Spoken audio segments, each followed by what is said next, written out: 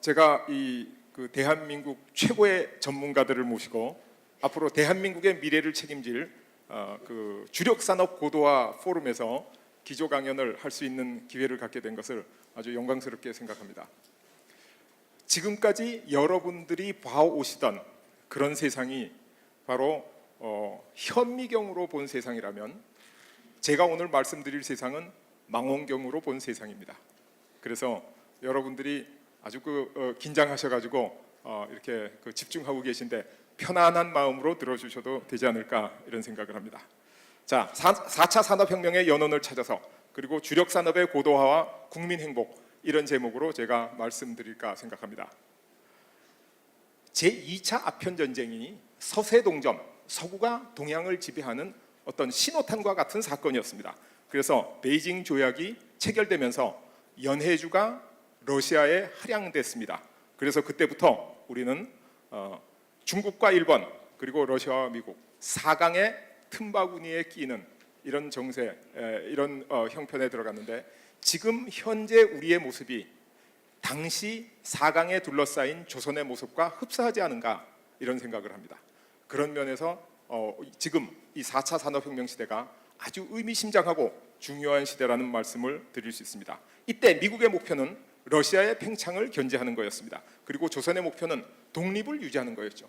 그런데 이때 국제적으로 상당히 잘 알려진 그리고 화제에 많이 올랐던 책이 조선책략이라는 책입니다. 그러니까 주일 청나라 공사관에 근무하던 황준헌이라는 사람이 쓴 조선책략인데 이 책에 영향을 많이 받아서 조미수호 통상조약이 체결되기 시작합니다.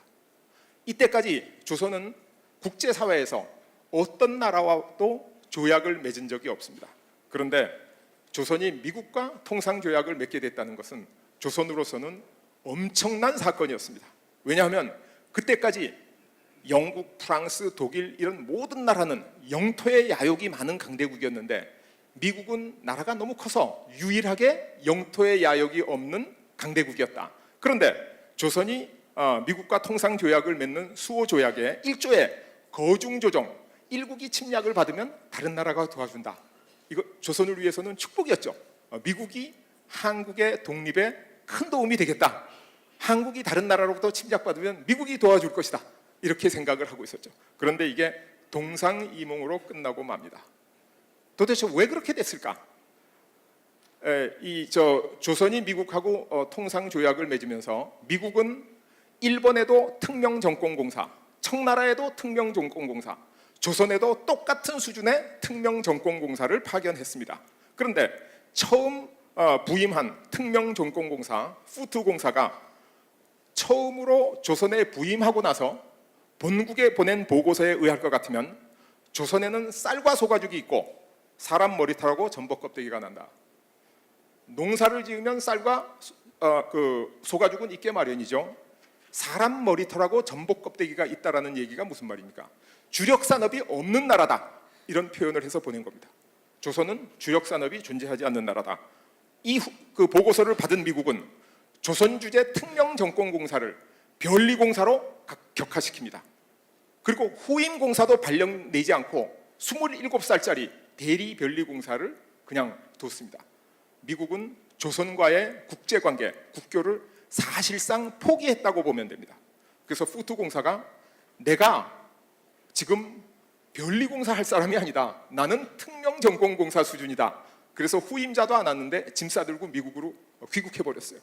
그래서 우리 조선은 다시 국제사회에서 한 국가로 인정받지 못하는 처지로 전락하고 맙니다. 왜 그랬을까요? 주력 산업이 없었기 때문이다. 딱 한 가지 이유입니다. 그래서 미국은 일본이 조선을 차지하기를 바랬다 하는 게 루즈벨트 대통령의 어록에서 나타나기 시작합니다. 그리고 미국과 일본 간에 카츠라 테프트 협약이 맺어져서 미국은 일본의 조선 지배를 승인하고 일본은 미국의 필리핀 지배를 비밀리에 승인하게 됩니다. 그래서 결국 조선은 을사늑약으로 주권을 상실하게 됩니다. 조선은 경제적, 군사적으로 독립을 유지할 능력 자체가 없었습니다. 조선의 비극은 조선의 지성인과 위정자들이 산업혁명이 국가 발전의 기본 원리고 산업혁명이 국민 행복의 기본 원리다 하는 사실을 몰랐기 때문이다.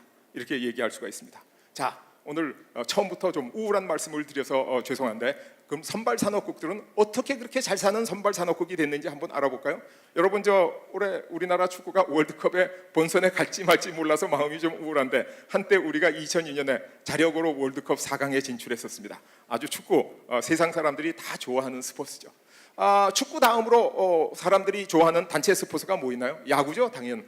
그래서 우리가 베이징 올림픽의 구전 전승으로 고등학교 야구팀 50개밖에 없는 나라가 고등학교 야구팀 4,000개 있는 나라하고 싸워서 이겼다. 이거 기적에 가까운 일이죠. 그래서 아주 세상 사람들이 가장 좋아하는 스포츠가 축구가 하고 야구다, 이렇게 얘기할 수 있습니다.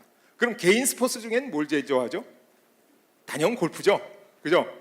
그래서 장대비가 억수같이 오는 날 그린에 출몰하는 동물은 청개구리하고 한국 골퍼밖에는 없다, 이런 얘기가 골프 야사에 써 있다 그러는데 제가 직접 보지는 못했습니다. 사람들 골프 제일 좋아합니다. 골프 안 하시는 분은 뭐 하죠? 골프 들어오기 전엔 뭐 했죠? 골프 안 하시는 대통령은 역시 테니스 하시죠? 예, 테니스. 이게 아주 골프 다음으로 사람들이 좋아하는 인기 스포츠죠. 단체 스포츠 축구와 야구, 개인 스포츠 골프와 테니스 외에 빼놓을 수 없는 스포츠가 하나 있는데 양궁이죠. 양궁. 인간은 활과 함께 살아왔습니다.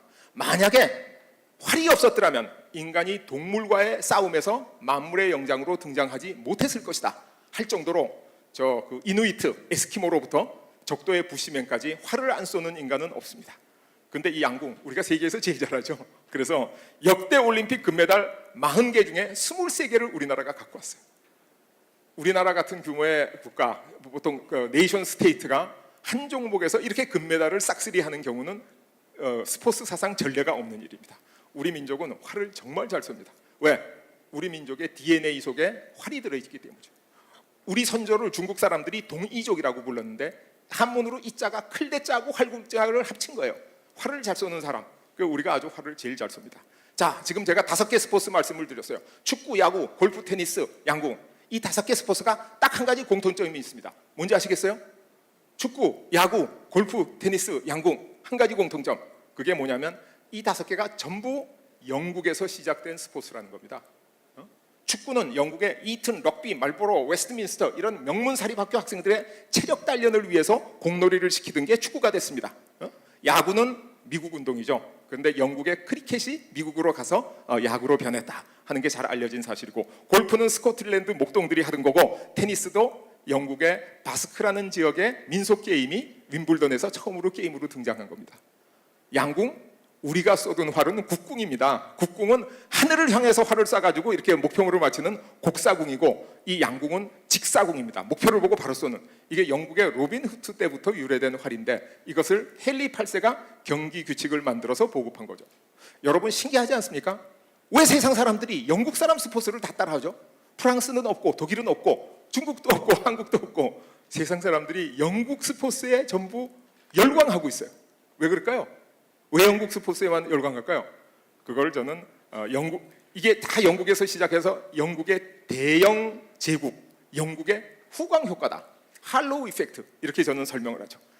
영국이 세계에서 가장 잘 살고 영국이 세계에서 제일 강하니까 사람들이 영국 사람 하는 게 좋아 보인 겁니다. 그래서 따라하게 돼요. 그래서 유아원에 가보면 제일 힘센 애 하는 놀이를 꼬마들이 다 따라합니다. 또 초등학교 가면 공부 잘하는 학생 또 다른 애들이 다 따라합니다. 그래서 존경하고 훌륭하면 따라하게 된다.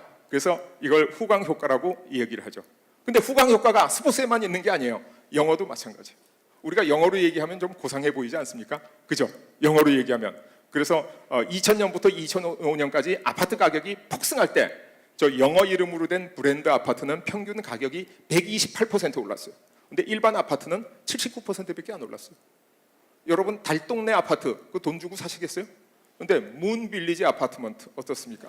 사놓으면 그런 대로 좀 그런 대로 괜찮을 것 같잖아요.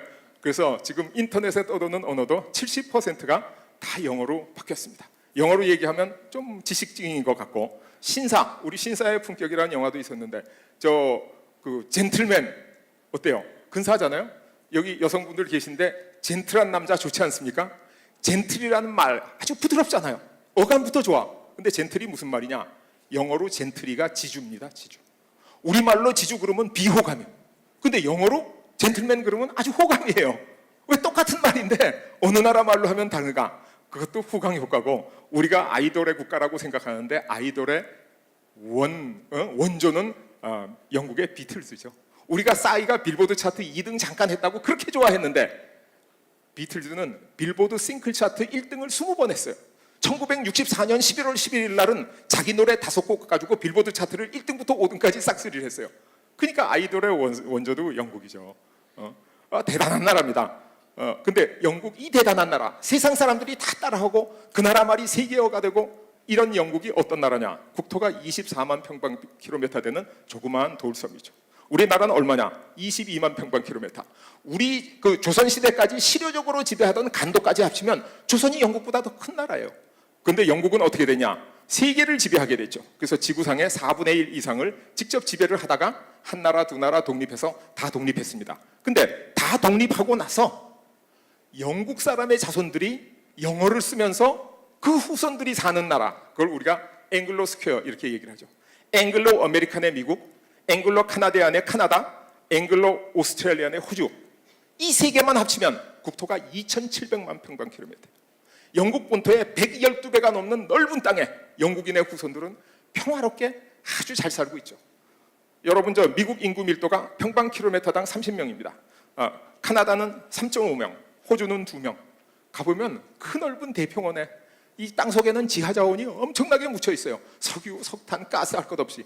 땅에는 곡식들이 잘 자라, 소와 말이 뛰놀아. 얼마나 좋아요. 근데 우리나라는 인구 밀도가 얼마냐? 평방킬로미터당 490명. 아침 저녁 출근하다 지하철에서 어깨 탁 부딪혀서 인상 쓰고, 우리 자손들은 그렇게 살고 있다는 거죠.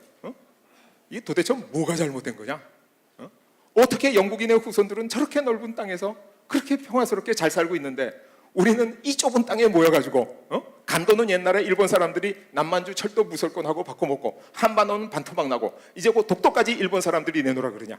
우리 한국 사람들이 영국에 비해서 뭐가 부족한 게 있어요? 유학 가보신 분 다 알죠? 한국 사람이 영국 사람보다 공부도 더 잘해요. 영국에서는 이런 스마트폰 만들지도 못해 지금. 영국 자동차는 망해서 다 팔렸는데 한국 자동차에서는 잘 나가고 있어. 영국 사람이 한국 사람보다 우수하다는 증거는 역사적으로, 문화적으로 모든 면에서 하나도 없는데 왜 이런 참담한 역사가 빚어졌는가? 그 원인 알고 싶지 않으세요? 제가 그걸 말씀드리려고 합니다.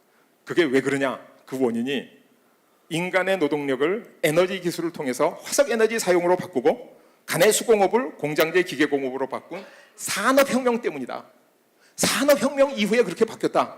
산업혁명이 뭐냐? 바로 주력산업의 고도화입니다. 산업혁명이 뭔지 잘 모르시는 분들은 산업혁명이 어느 날 증기기관 기술을 하나 탁 만들었더니 터져나왔다. 천만의 말씀이에요. 그렇지 않습니다. 유럽의 기술은 길드라는 기술 조직이 독점하고 있었어요. 근데 영국에는 길드가 굉장히 약하고 거의 없고 원산업화라 그래서 사람들을 많이 모아서 인력공장 같은 게 있었어요. 그래서 기업주가 원료를 갖다 대주면 사람들이 모여서 천을 짜.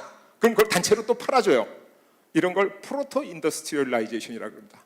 그 프로토 인더스트리얼라이제이션, 원산업화된 주력 산업을 증기기관 기술과 직조 기술을 넣어서 고도화시킨 것, 그게 바로 산업혁명입니다. 그래서 1차 산업혁명이 뭐냐? 주력 산업의, 영국 주력 산업의 고도화. 앞으로 다가올 4차 산업이 뭐냐? 바로 대한민국 주력 산업의 고도화가 4차 산업혁명이 될 것입니다. 그래서 역사적으로 이게 바로 산업혁명이다.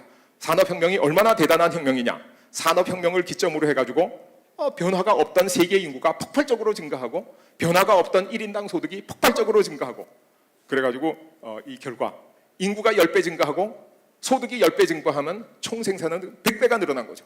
이게 바로 산업혁명입니다. 엄청난 혁명입니다. 그래서 1차 산업혁명이 다가오고 나서 산업혁명에 편승한 모든 민족은 지배자가 되고 산업혁명에 편승하지 않은 모든 민족은 식민지로 전락하게 됩니다. 자, 이걸 누가 정의했냐? 아놀드 토인비옹이 정의했죠. 그래서 1차, 2차 산업혁명으로 나눠서 얘기하기도 하고 합쳐서 이야기하기도 합니다. 그리고 최근에 3차, 4차 산업혁명을 얘기하고 있는데 이것도 마찬가지입니다. 그래서 농업사회를 산업사회로 바꾼 혁명적인 변화를 산업혁명이라고 부르고 그것을 나누면 1, 2차 산업혁명이다. 그리고 산업사회를 미래 지식기반 사회로 바꿀 혁명적인 변화, 그게 바로 지식혁명이고 지식산업혁명이고 그것을 우리가 3차, 4차 산업혁명 이렇게 부른다. 여러분들이 그렇게 생각하면 아주 틀림없는 정의입니다. 자, 누가 어떻게 이러한 행복한 사회를 만들었느냐? 영국에서 제조업을 육성하고 기술 혁신을 촉진하고 상권을 보호해서 세계 최초의 산업혁명이 일어났다. 그럼 산업혁명이 일어난 과정을 조금 더 미세하게 살펴보면 증기기관은 누가 만들었냐? 영국에서 만들었어요? 천만에 프랑스 사람 드니 파팽이라는 사람이 증기기관 기술을 개발했는데 프랑스에서 쓸 데가 없는 거예요. 아무도 그걸 알아주지 않는 거예요. 그래서 영국의 기술경진대회에 출품을 해가지고 1등상을 받은 사진이고 그 드니 파팽이 그린 압력 밥솥 비슷한 조리기구를 포함한 그런 기구인데 그 설계도가 지금까지 남아 있습니다. 그래서 이 프랑스 사람 드니 파팽이 개발한 증기기관 기술이 토마스 뉴커먼 기관으로 가서 광산에서 물을 퍼올리는데 사용되다가 이것을 효율화한 사람이 바로 제임스 와트입니다. 그래서 제임스 와트는 누구냐 하면 그 뉴커먼의 그 증기기관을 수리하던 수리공이었어요. 근데 어느 날 제임스 와트가 저거를 내가 조금만 개량하면 석탄을 한 3분의 1만 쓰고 똑같은 힘을 낼 수 있다. 막 이렇게 얘기를 하니까 옆에 있던 사람이 내가 돈을 낼 테니까 사업을 해보자. 그래서 로벅이라는 사람이 돈을 내서 사업을 했어요. 사업을 했는데 요새도 벤처기업 성공하기 힘들죠. 그 당시에도 힘들었어요. 그래서 완전히 파산을 했어요. 제임스 와트가. 그래서 이 사람이 빈털터리가 됐는데 또 부인이 상처를 했어. 그래서 중년 무전, 중년 상처. 그럼 세상이 지옥이죠. 그렇잖아요. 그래서 제임스 와트가 자살하려고 그랬어요. 우울증에 걸렸어요. 그랬는데 매튜 볼튼이라는 아주 굉장히 훌륭한 기업가가 가만히 보니까 제임스 와트의 증기기관은 저거 한번 만들기만 하면 세상을 바꿀 수 있는 기술이다. 그래서 제임스 와트하고 볼튼 와트 회사를 만들어서 이 증기기관을 완성시키기로 했어요. 그래서 회사가 꺼달란 줄은 이미 알았죠. 돈은 떨어진 줄. 그런데 가만히 보니까 특허 만료 기간이 얼마 안 남은 거예요. 그러니까 많은 돈을 투자해서 증기기관을 성공시키면 모든 사람이 복제해서 다 쓸 거 아니에요. 그럼 자기는 돈만 날리고 아무것도 안 되는 거죠. 그 당시 기술이라는 게 그렇게 고도화된 기술이 아니라서 흉내내면 비슷하게 다 할 수 있는 기술입니다. 그래서 고민에 빠졌죠. 자, 이걸 어떻게 해야 되느냐? 그래서 볼튼과 와트가 국회에 청원을 했어요. 이 특허는 너무 중요한 특허다. 영국의 미래를 위해서 굉장히 중요한 거니까 특허 기간을 연장해달라. 말이 됩니까? 우리 특허 중요한 거니까 연장해달라. 말이 안 되죠. 영국 의회는 아주 경론 끝에 사소한 아주 근소한 표차로 제임스 와트의 증기기관 특허를 20년 연장을 합니다. 있을 수 있는 일이에요. 우리나라는 조선 왕조 500년 전부터 지금까지 단 한 번도 실리를 위해서 명분을 포기한 적이 없는 나라예요. 근데 영국은 실리를 위해서 명분을 과감히 포기할 수 있는 나라입니다. 그래서 증기기관이 완성되고 대영 제국이 성립하게 되는 겁니다. 무슨 말인지 아시겠죠? 그래서 실리라고 하는 게 굉장히 중요한 겁니다. 이건 누가 했냐? 영국 의회가 한 거죠. 권칠승 의원님께 한국 국회도 이런 국회를 만들어 주십시오. 지금 제가 그 말씀을 드리고 있는 겁니다. 그렇죠? 예. 이 대목에서 박수 좀 치셔야죠. 그래서 기업가와 의회가 영국에서 산업혁명을 일으켰습니다. 산업혁명은 절대로 일어나지 않습니다. 산업혁명은 단 한 번도 지절로 일어난 적이 없어요. 영국의 산업혁명, 독일의 산업혁명, 일본의 산업혁명 전부 사람이 인위적으로 일으킨 겁니다. 그래서 산업혁명을 일으킬 수 있을 따름이지 절대로 일어나지는 않는다. 산업혁명으로 영국은 역사상 최대 제국으로 발전합니다. 영국의 정치, 영국의 경제, 영국의 사회와 문화는 세계의 표준으로 자리매김하게 됩니다. 영국의 영광은 영국의 엘리트와 의회가 산업혁명이 국가 발전의 기본 원리고 산업혁명이 국민 행복의 기본 원리라는 사실을 알고 있었기 때문이다. 이 말씀을 드리고 있습니다. 자, 그럼 과연 행복이 뭐고 불행이 뭔지 한번 볼까요? 이게 2차 대전 때 화학 공부를 하고 있는 일본 여학생의 모습입니다. 괜찮아 보이죠? 뭐 불행해 보이진 않습니다. 뭐 행복해 보이죠? 그때 우리 조선 여성들은 어떤 모습을 하고 있었나? 이런 모습을 하고 있었다는 거죠. 도대체 이게 말이 되는 일입니까? 이게 있을 수 있는 일이에요? 저 사진만 보면 지금도 피가 막 거꾸로 솟아오를 것 같아. 너무너무 화가 나는 일 아니에요? 모든 사람이 아마 그렇게 느낄 거예요. 근데 왜 이런 일이 일어날 수 있었는가? 이게 바로 일본의 주력 무기 무라다 소총입니다. 그리고 그 당시에 조선의 주력 무기는 바로 이 화승총이었습니다. 무라다 소총은 뭐냐? 영국의 스나이더 소총을 수입해서 쓰려고 보니까 너무 길고 무거워. 그래서 일본 사람들이 키가 작잖아요. 뭐 쓸 수가 없는 거예요. 너무 길어가지고. 그래서 무라다라는 사람이 조그맣게 만들었는데 성능은 비슷했다는 거예요. 그러니까 실제로 성능이 더 좋은 거죠. 작고 가볍고 성능이 똑같으니까. 그런데 조선은 임진왜란 때 쓰던 조총을 그대로, 화승총을 그대로 갖고 있었죠. 그러니까 일본은 화혼양제라는 슬로건 하에 1차 산업혁명을 받아들이는데 혈안이 됐어요. 화혼이 뭐냐? 일본의 정신.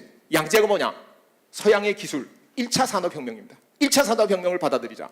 그런데 우리는 어떻게 했냐? 위정척사. 이 정당한 성리학, 주자학을 가지고 나라를 굳건히 지키자. 서양의 사악한 과학기술과 문명과 문화를 다 거부하자. 그 결과 일본은 주력산업이 무라다 소총을 만들어내는 철강산업과 그 공작기계 산업으로 바뀌었고, 우리나라 주력산업은 대장간에서 아직도 망치질 해가지고 저런 화승총을 만들고 있었죠. 무라다 소총은 500보를 나갑니다. 화승총은 100보밖에 안 나가요. 무라다 소총은 그 총알을 집어넣고 그냥 땅땅 쏘는 그 근대적인 소총이기 때문에 1분에 12발을 쏠 수 있어요. 근데 화승총은 앞에다가 화약가루를 집어넣고 총알을 집어넣고 꽂을 대로 쑤셔서 밀어넣고 이러느라고 1분에 2발을 쏘기가 어려운 총이에요.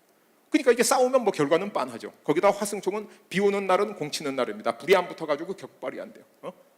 그래서 우리 조선이 저 화승총을 가지고 일본군과 한번 멋지게 싸워보지도 못하고 나라를 뺏겼는데, 동학농민혁명 때 동학농민군이 탈주한 관군과 합세해서 저 화승총으로 무장하고 일본군과 접전을 벌였죠.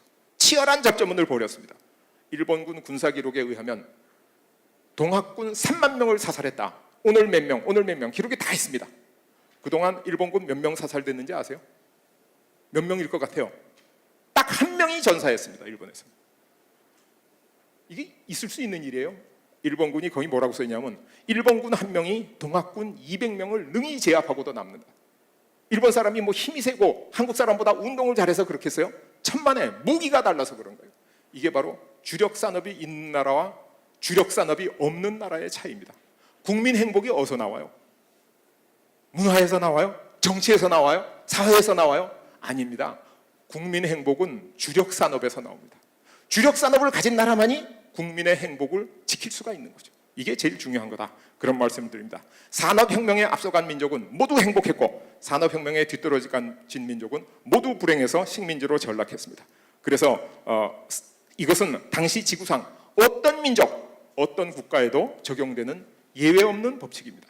1차 산업혁명에 편승하지 못하고 식민지로 전락하지 않은 나라는 지구상에 단 한 나라도 없습니다. 정치적인 식민지가 안 됐더라도 경제적인 식민지로는 전부 다 전락했습니다. 그래서 일본의 성공은 일본의 성각자와 위정자들이 산업혁명이, 그리고 주력산업이 국가 발전의 기본 원리고 국민 행복의 기본 원리라는 사실을 철저히 알고 있었기 때문이다. 자, 그런데 우리가 남의 얘기만 하고 있을 수 있어요? 우리는 뭐 했나? 한번 볼까요? 우리나라는 1960년대 세계에서 가장 가난한 나라였습니다. 그런데 우리가 정말 열심히 일해가지고 2차 대전 후에 독립한 나라가 원조받는 나라로부터 원조하는 나라로 변신한 최초의 사례가 됐죠. 엄청난 사례죠. 그래서 우리나라가 2차 대전 후에 원조받던 나라로부터 원조하는 나라로 변신한 정말 대성공을 거뒀는데, 불행하게도 오래가지를 못했습니다. 2013년 맥켄지 한국 보고서에 의할 것 같으면 한강의 기적이 멈춰버렸다. 북핵이 위기가 아니고 경제가 위기다.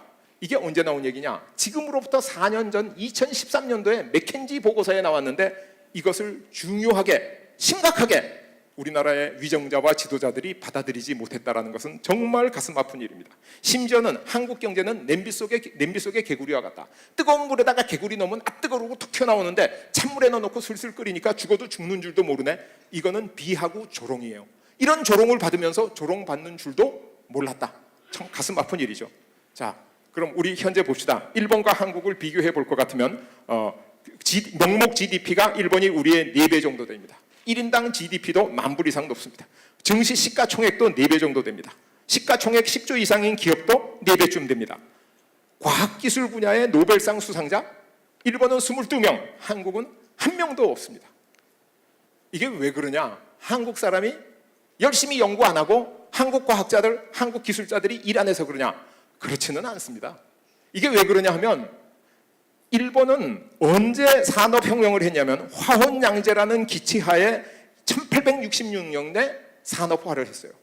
그런데 우리는 위정척사를 하다가 나라가 망하고 다시 독립하고 그리고 1962년도에 산업화를 했습니다. 일본의 산업혁명의 역사는 150년이에요. 우리의 역사는 50년을 넘어요. 그래서 과학기술의 효과는 누적돼서 나옵니다. 150년 동안 누적된 효과하고 50년 누적된 효과하고 같을 수가 있어요? 이만큼 해도 뭐 잘한 거다. 저는 그렇게까지 생각할 수 있다. 그래서 이 산업혁명은 빨리 하는 사람이 승자다. 이렇게 얘기할 수 있습니다. 그래서 우리가 지금 아직도 1차 산업혁명에 뒤떨어진 그 여파에서부터 우리가 벗어나지 못하고 있다. 아주 가슴 아픈 일이죠. 정말 안타까운 일입니다. 그런데 지금 4차 산업혁명의 시대가 다가오니까 어떻게 해야 되겠는가 하는 게 이제 제가 오늘 드리고 싶은 말씀이죠. 자, 일본이 잃어버린 20년으로 들어가서 더 이상 성장을 안 합니다. 그런데 정말 가슴 아픈 거는 우리도 잃어버린 10년으로 들어가서 더 이상 성장을 안 하려고 그런 거예요. 애가 키가 1m 80cm가 돼서 더 안 크면 문제입니까? 근데 1m에서 더 안 크면 문제죠. 일본의 잃어버린 20년은 한국의 잃어버린 10년하고는 비교도 안 될 만큼 일본은 성공한 거고 한국은 실패한 거라는 뜻이죠. 그래서 우리가 이 상황을 심각하게 받아들이고 진짜 위기로 받아들이지 않으면 우리가 4차 산업혁명에 정말로 성공할 수 없습니다. 그래서 지금 한국 경제는 위기 중에 위기에 처해 있습니다. 정말 큰 위기입니다. 그래서 구한말의 악몽이 되살아나는 위기를 맞이한 대한민국이다. 자, 그 한국 경제 왜 이렇게 어려운가? 뭐가 문제인가? 그 문제는 과학기술자가 대접받지 못하는 사회. 이게 바로 위기의 본질 중에 하나죠. 과학기술자가 대접받지 못하는 사회. 예를 들어서 우리나라에 우수한 학생이 한 명 있어요. 아주 우수한 사람이에요. 이 사람이 스마트 반도체를 개발했어요. 그러면 스마트 반도체를 생산하고 조립하고 수출하면서 수천 명, 수만 명, 많게는 수십만 명이 먹고 살 수 있어요. 근데 우리나라에는 그 우수한 학생이 지금 뭐 하고 있겠어요? 의과대학에 가서 성형외과 의사가 돼서 압구정동에서 쌍꺼풀 수술하고 있을 겁니다. 혼자 잘 먹고 잘 살죠. 그러면 어떤 나라가 성공하는 나라냐? 4차 산업혁명 시대. 우수한 사람이 산업과 기술로 와서 대한민국의 주력 산업을 책임지게 하면 우리나라는 성공하는 나라가 됩니다. 그런데 우수한 사람이 가서 쌍꺼풀 수술하고 피부 관리하고 이런 나라가 성공 절대로 할 수 없죠. 우수한 사람이 고시 공부하고 그래서 공무원 되고 그런 나라가 성공할 수 있는 게 아니라 모든 대한민국의 영재와 천재들은 다 주력 산업으로 모여서 이 산업을 일으키고 거기서부터 우리나라 경제가 일어나면 소비가 일어나고 그 경제가 순환시키고 그 나라가 발전하는 나라인데 우리나라가 성공하지 못하는 이유는 우수한 사람이 과학기술계로 안 온다. 왜 안 오냐? 대접받지 못하니까 부모가 못 가게 한다는 거죠. 그래서 우리가 지금 가장 심각한 문제가 있습니다. 또 문제가 뭐냐? 우리나라 규제가 굉장히 많죠. 그래서 우리가 앙트레프리너가 기업하기 정말 힘든 나라. 이게 바로 대한민국의 모습입니다. 기업하려고 그러면 정말 힘들어요. 공장 하나 짓는데 뭐 8, 9개 부처에 80개 법령에 그걸 통과해야 된다 그러니까 그런 나라에서 어떻게 기업을 하겠어요? 그러니까 우리나라의 우수한 기업인 벤처기업인 결국 성공하지 못합니다. 외국에서 했으면 실리콘밸리에서 했으면 성공할 사람이 한국에서 있기 때문에 성공하지 못한다. 이거는 정말 가슴 아픈 일이죠. 그래서 이 두 가지가 가장 심각한 이유가 아닌가 그렇게 생각합니다. 그런데 과거의 한강의 기적은 왜 성공할 수 있었나? 우리 사회가 농업사회에서로부터 산업사회로 넘어올 때 거기에 걸맞는 국가발전 원리가 있었다. 그게 바로 기술보국이고 기업입국입니다. 이게 바로 주력산업을 살리자. 일본의 화헌양제하고 똑같은 얘기죠. 그런데 한강의 기적은 왜 중단됐는가? 산업사회가 지식기반 사회로 넘어가는데 거기에 맞는 국가발전 원리가 없더라. 그걸 만들어내야 된다. 그걸 이끌어야 된다. 그래서 1차 산업혁명에 성공할 수 있었는데 우리가 4차 산업혁명에 성공하려면 어떻게 해야 되냐면 우리 국가발전의 올바른 원리를 알아야 된다.